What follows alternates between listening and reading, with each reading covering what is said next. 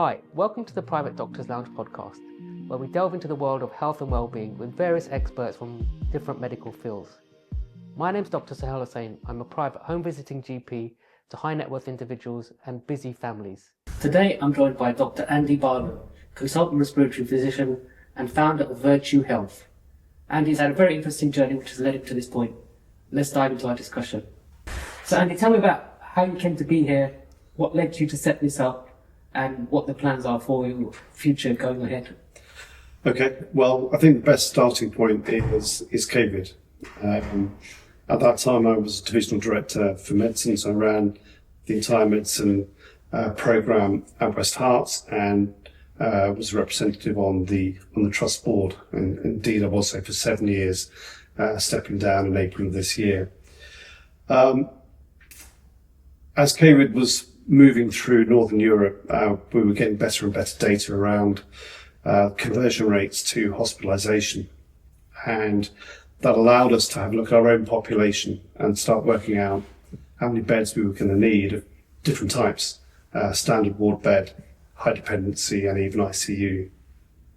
It became clear to us that our hospital wasn't big enough, and the bed state, including paediatrics and obstetrics, wasn't going to be big enough to accommodate for COVID patients from the West Herts population. What then happened was I sat down with a colleague of mine, and together we designed a process or a triage process and a care program, which meant that when patients turned up at the hospital door, which they were all being sent to the hospital, we streamed some of them away from the hospital back home, but with some basic technology and a clinical pathways so that we could look after them.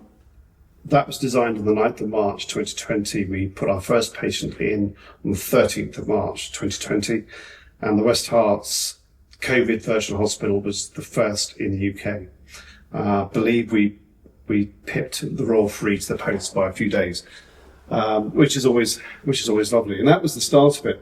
I'm a interventional consultant by trade. I spend most of my time in endoscopy or in pleural clinic doing invasive procedures. So this wasn't necessarily my an obvious resting place for a big chunk of my career, but COVID took off, the virtual hospital took off.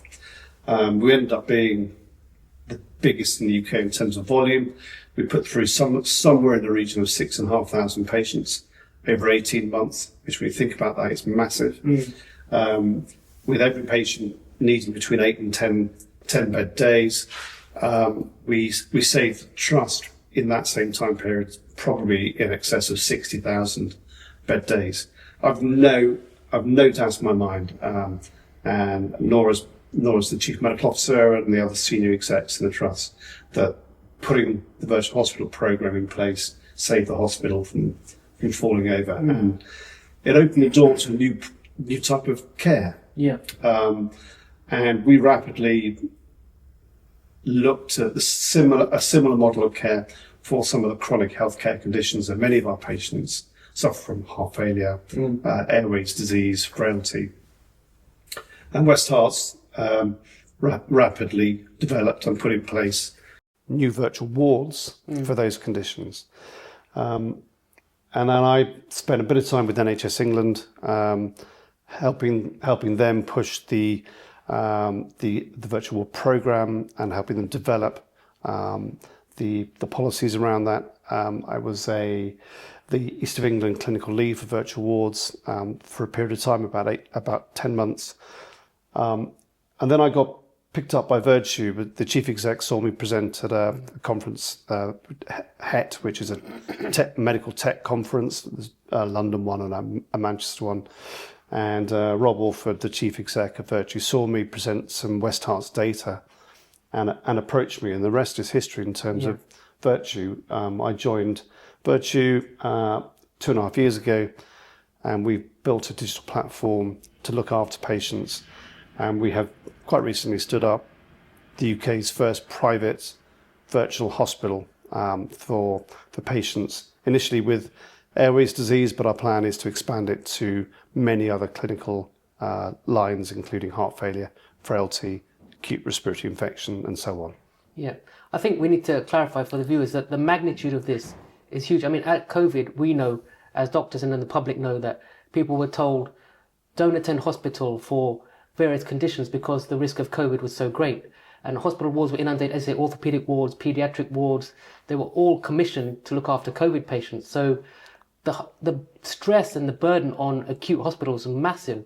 And I think the fact that this opportunity arose and that Watford, a little district general hospital, became the largest provider of virtual care. So I think what people maybe don't understand is by virtual care, we mean that patients are cared for, monitored, looked after remotely through the use of digital technology and then oversight from clinicians. Would that be an accurate sort of portrayal? That's a perfectly accurate portrayal. And you're right, it's a relatively modest hospital that suddenly found itself in the limelight and has continued to do so. And I mean, I stepped down from being divisional director in April of this year, but I was routinely, and I mean routinely, weekly hosting visits from dignitaries into our virtual hospital from within the national framework. So senior members of NHS England, local politicians were regularly coming in, Secretary of States for Health, and we've even had 2 or 3 international delegations coming to see us, the most recent one from Singapore. So it's an exemplar service on our doorstep in West Hertfordshire. Yeah, I mean, I've worked at Watford for several years as a junior doctor and I did my GP training in Hertfordshire. So for me to be even associated with that and hopefully work with you going forward would be a huge source of pride that a small town like Watford could be involved in something potentially huge. What are the advantages of managing patients at home in terms of potentially preventing other hospital-acquired infections, their mental health of the patients? What are the sort of the benefits of managing people at home? Yeah, that's a really good question. And the amount of good quality medical research and data on the relative benefits of virtual wards is sparse, but it is growing. I come at this from a slightly different angle. And I think the first question to ask is, take the standard of care and let's keep home subject for me, so COPD. And a patient's been admitted to hospital and spent 5 days, 6 days, 7 days in hospital, which is roughly the average length of stay. Yeah. And then they go home. Currently, what you would see in any hospital in the UK is that they would be admitted, they'd have the usual blanket of care that they receive, doctors, nurses, the hotel services that hospitals provide, the warmth, the lighting, the food, all brought to their bedside, physiotherapy, occupational therapy, the right clinical treatments, and they're taken to a point where they're discharged and then they go home. Yeah. And it's a hard landing, and they go from all of that support sometimes to nothing, commonly to houses that are pretty chaotic with less than optimal social framework that would support them. And that's considered the gold standard. And that's where I'm coming from. And I'm challenging the medical profession to really look at that and say, is that the best we can do? If you look at the most recent data set from the Royal College, there's a national audit that looked at COPD and the likelihood of a readmission within 3 months of their COPD admission. Over 40% of patients are readmitted to hospital within 3 months. Yeah. That's a shocking indictment of what is considered the gold standard. So that's where we come in. I strongly believe that whether it's heart failure, frailty, airways disease, and whether it's an admission prevention intervention in the virtual ward or taking them from an admission maybe a bit earlier than they would have done, what they then get is an extended programme of care and an extended opportunity for all the healthcare team, GPs, specialists, nurses, therapists to play into the pathway and make a difference to that patient. And what we're finding is that we're picking up problems we didn't know about, and we're helping the patient solve those in that time period, the extended time period in the virtual ward. And then what we're seeing, and I presented some of this data at the European Respiratory Society last year in abstract form, we're seeing significant reduced readmission rates. Yeah, yeah. if you look at what we spend on healthcare and who most deserves it, for me, it's the people that are crashing into hospital as an unheralded admission. That's a family crisis. It's not an individual crisis. If it's my mum, your mum, or whoever, the whole family is impacted in terms of looking after the house, the pets, visiting into the hospital. Yeah. And it's not always that close, is it? No. Parking's not always that easy. So anything we can do fundamentally to break that well-trodden path and reroute these patients, I think that's money well spent. So yes, up front, you are, whether it's an NHS service or a private service, you're extending the care model that patient receives. But in priming that care model, up front, you're reducing the downstream acute crises. And a hospital admission is a life crisis. If you've not planned it, even if it is planned, it's still difficult. But for those of us that have had an admission to hospital that you didn't plan, didn't know was going to happen, it's extremely difficult to cope with. And it's difficult when you're 50, let alone when you're 75, 80, and frail and find life difficult and engaging with all the local services.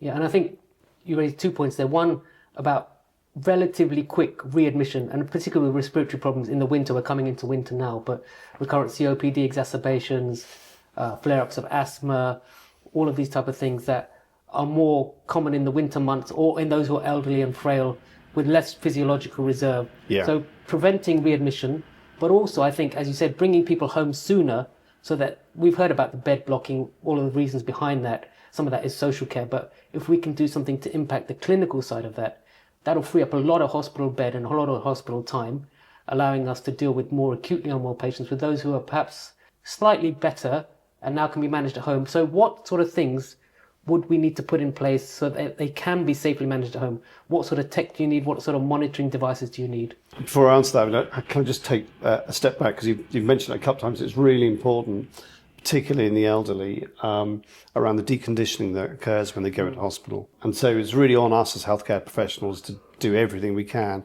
either to shorten hospitalisation or, better still, prevent it in the first place.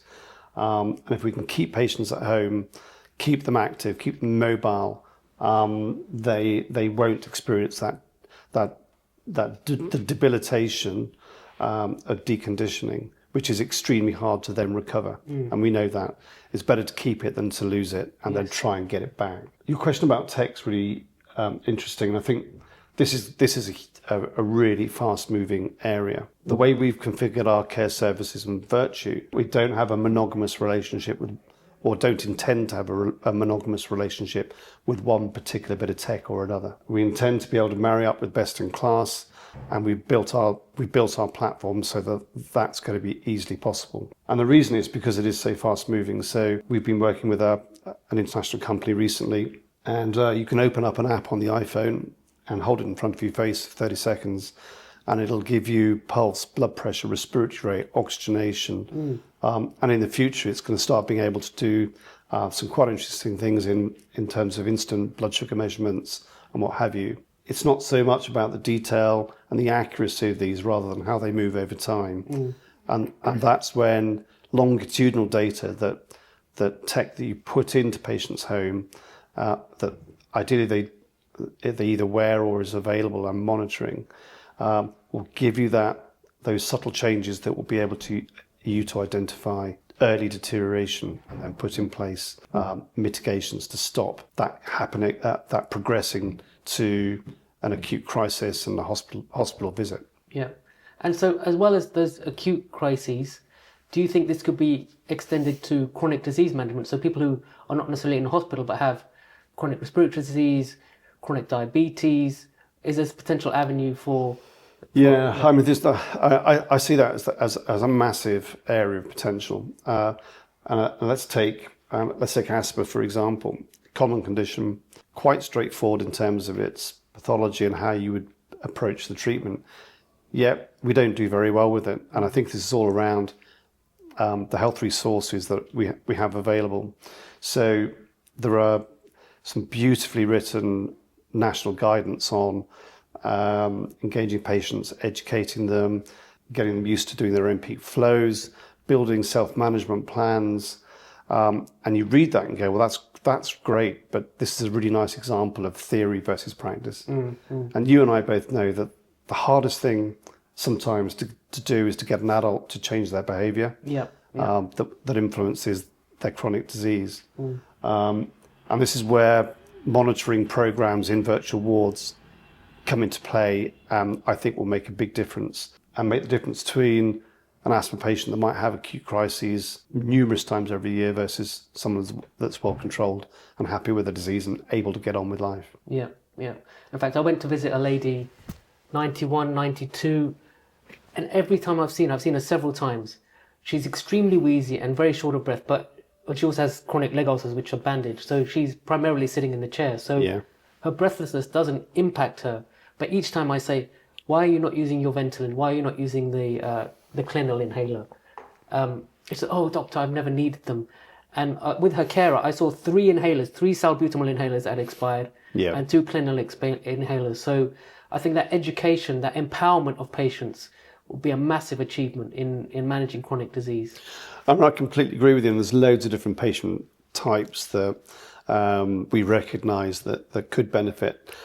The picture you just sort of painted would need a lot of hand holding, and our programs allow that.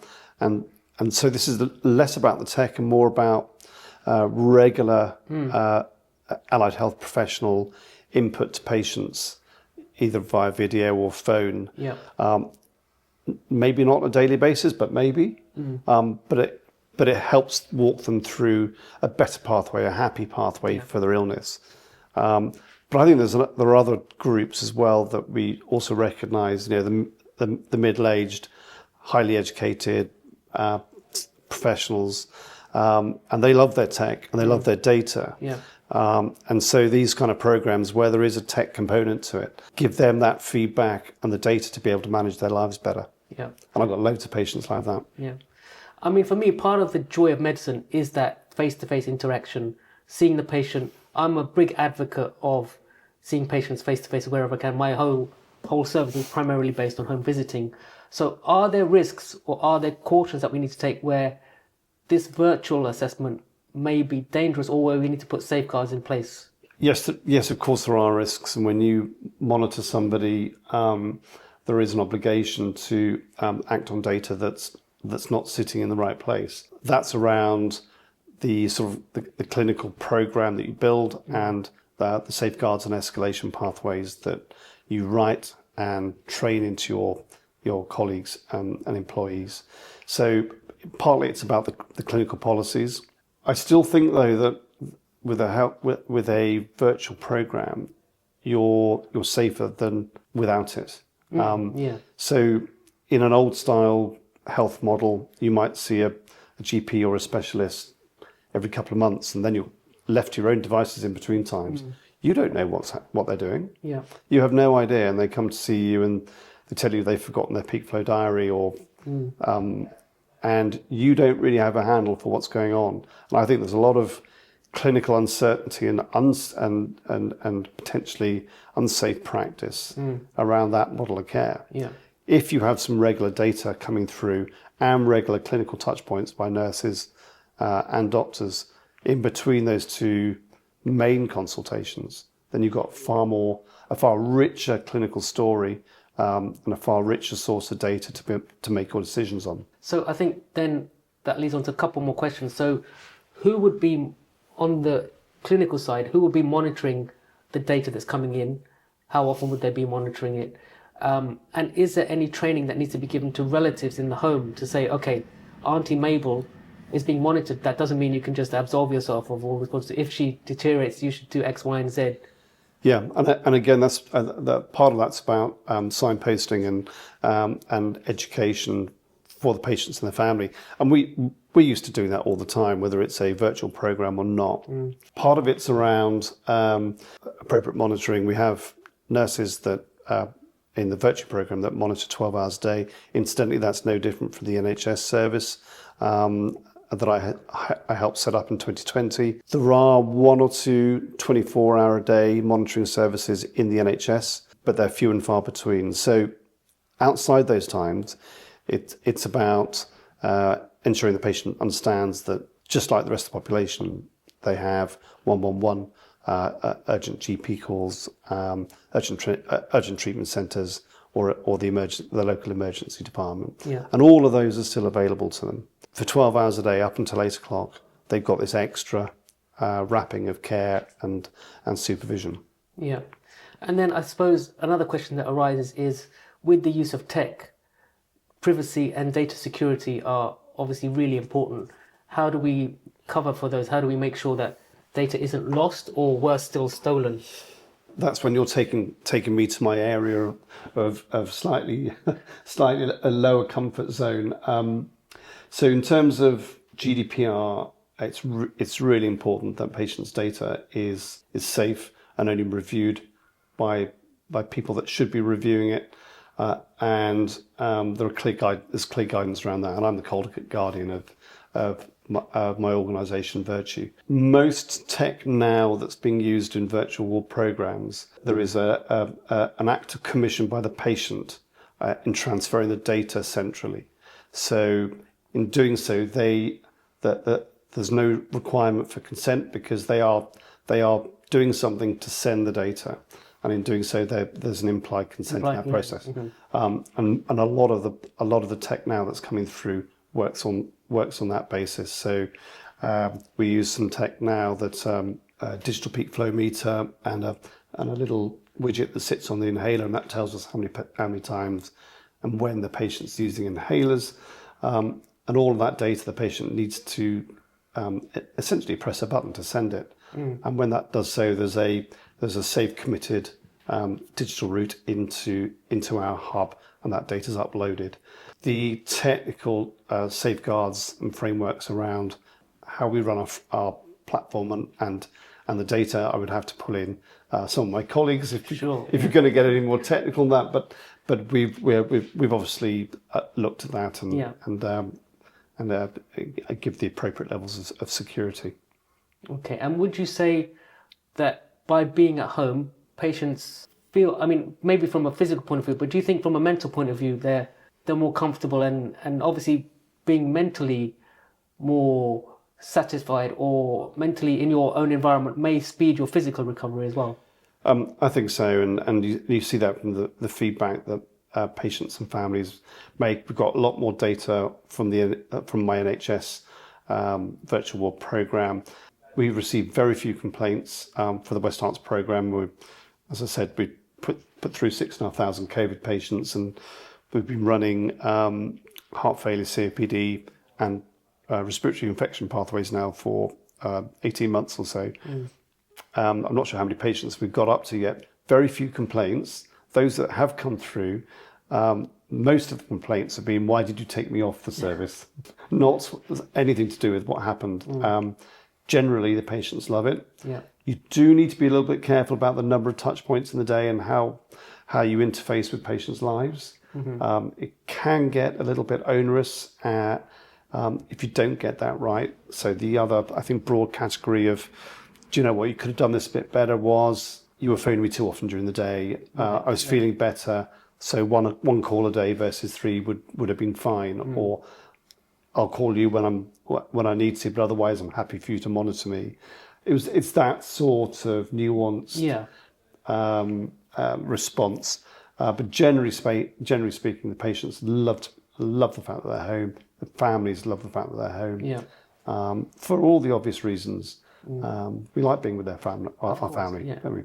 I mean, my service is a home visiting service, and people really appreciate that personal touch, being seen in an environment you're comfortable in. So I think there's a massive upsell to this virtual ward service. Yeah. You mentioned at the beginning that you had discussions with NHS England, but Virtue is a private service. Do you think there are barriers, or there's perhaps a mindset in the NHS where they may not see the benefit, or they may have to jump through several hoops to take on such a project? As you know, NHS England put a national mandate through last year, and they wanted to see a national expansion in virtual ward beds. So there is a clear direction of travel from the centre to all care clinical services to provide this type of care to our patients. What we do know is there's pockets of expertise dotted around the country, and we're not the only mature virtual ward program now. There are many others. Right. But what we do know, what we do recognise is there are areas that for whatever reason, through local expertise or just staffing bandwidth, haven't been able to stand up a virtual ward program that looks or is as big as our NHS service at West Herts. So there is an opportunity for a private service to go in and sell in their services to the NHS, and that's very much our intention in the future, to provide additional capacity to the NHS. You know, where we provide all the nurses, all the clinicians, and because it's a virtual service, we don't have to be in the locality. Yeah. But what you do need to do is be able to integrate with all the additional services. So that's not a quick fix, in my view. And I think if you're going to set up a new virtual ward service as a private provider to an NHS or ICS, that there's a significant amount of work done beforehand in terms of understanding availability of social care provision, community therapy support, community nursing, etc., so that you can integrate it properly and it'll work and be safe. But that will be a lot quicker than having to design the service from scratch yourselves. Yeah, and sort of turning to a slightly related area, when you set this up, did you have the idea that you were going to launch your own entrepreneurial scheme? What do doctors need to think about? And should there be something in medical school or certainly in junior doctor training to equip doctors with this entrepreneurial type of spirit, and where they can set up ventures that will ultimately benefit patients and the health service?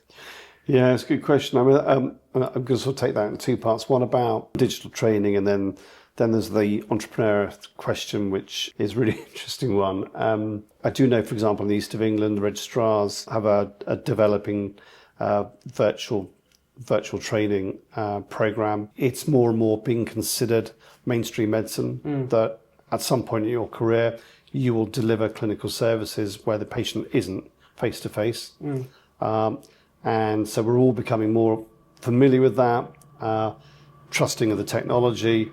But what I've always said about that, is there are quite a lot of private companies offering virtual ward services, and my challenge is, so you chat to someone and they go, oh yes, we've got a virtual ward, and they say, and when you ask them what type of virtual ward they've got, they tell you what remote patient monitoring solution they've got. In other words, they tell you what technology they have. And my response to that is that the technology doesn't make the virtual ward, the staff and the patients do, and the quality of the clinical pathways and how well integrated it is into the other services that you're going to need to make that difference. So it's in the same way that a blood pressure monitor by the bedside in a hospital doesn't make the hospital. And the same is true of virtual ward. So, but we're getting more used to and more familiar with this consideration that you, as a doctor or a nurse, you can begin to make some quite sophisticated assessments of a patient on a video call. It's not the same as laying hands on. And I always think in any good virtual ward program, you need that opportunity to put a clinician in front of the patient.